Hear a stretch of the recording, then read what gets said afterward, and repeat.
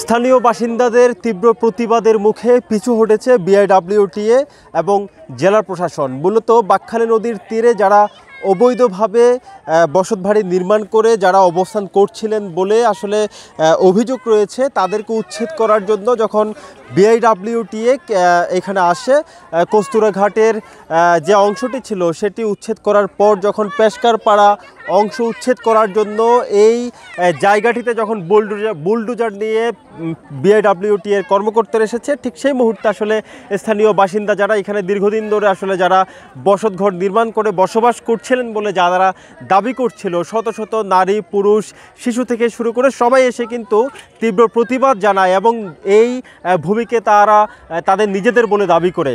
সেই সময় আসলে এই প্রতিবাদের মুখে এখানে বিআইডব্লিউটিএ সহ যারা উচ্ছেদ অভিযানে অংশ নিয়েছে তারা এখান থেকে পিছু হটেছে এবং উচ্ছেদ অভিযান আজকের মতো সমাপ্ত করে তারা এখান থেকে চলে যায়।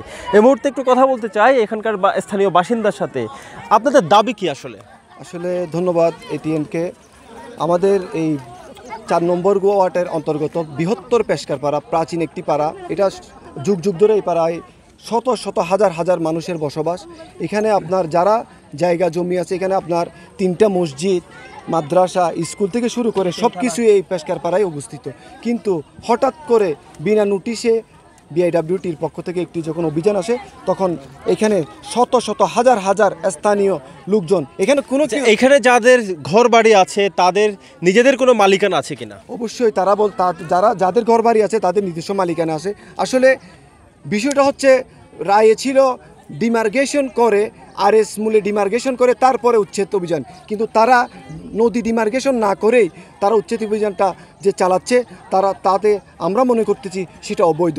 তারা বসুক, তারা এলাকাবাসীর সাথে বসে একটি স্থায়ী সমাধান যদি করে, আমি মনে হয় সবচেয়ে ভালো হয়।